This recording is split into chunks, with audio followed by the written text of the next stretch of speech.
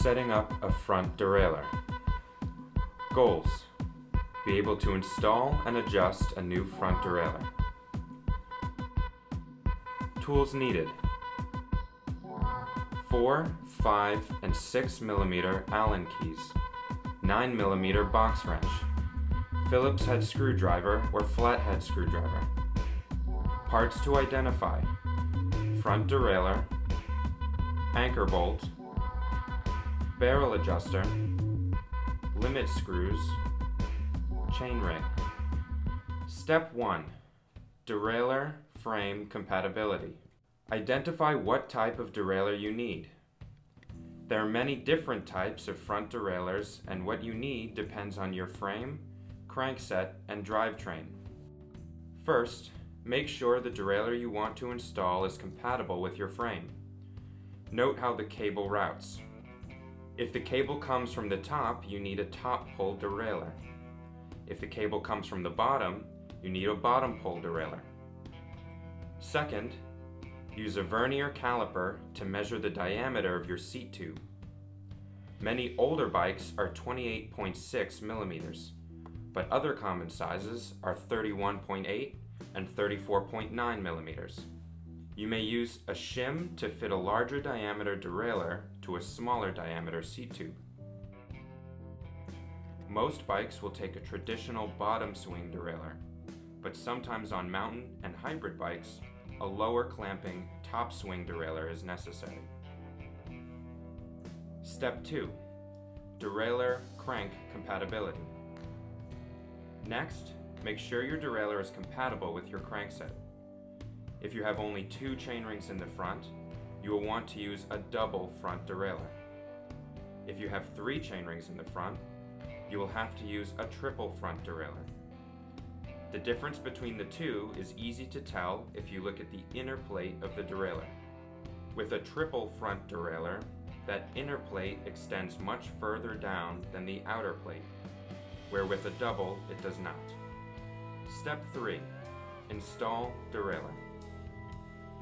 Apply some grease to the clamping bolt and clamp the derailleur to the seat tube, and position your derailleur so the outer cage is 1 to 3 mm above the biggest chainring.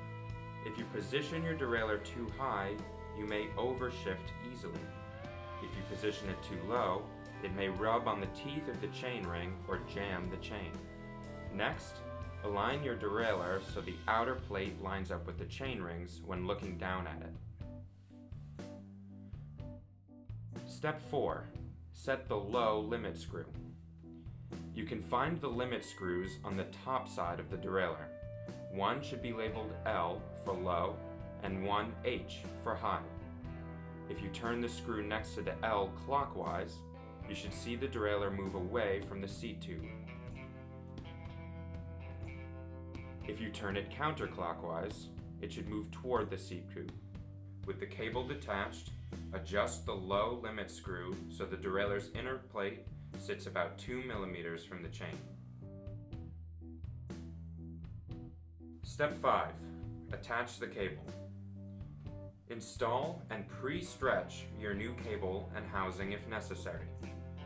Making sure the shifter is in first gear, pull the cable hand tight and clamp it with the anchor bolt. Make sure to follow the groove that shows where the cable should go. If you don't clamp the cable in the correct position, your shifting may not work. Step 6. Check the high limit screw. Shift the chain into the highest chainring and check the high limit screw.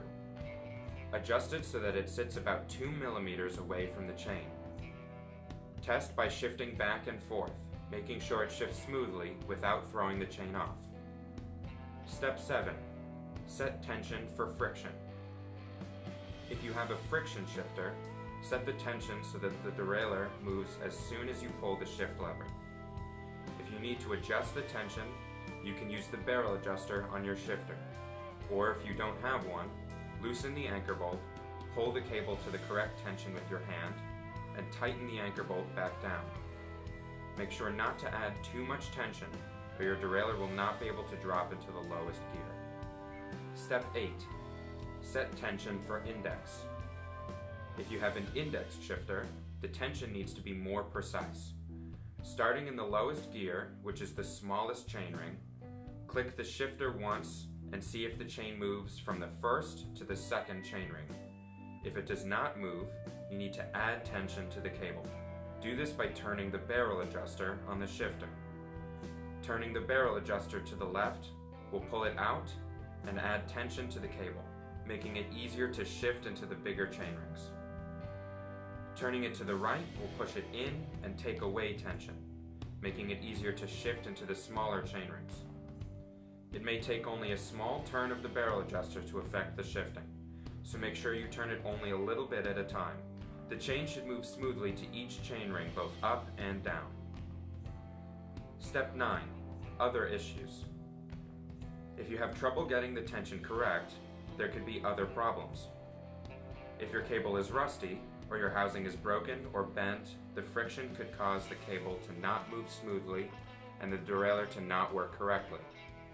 Additionally, your derailleur may be worn out, or you could have a problem with your shifter.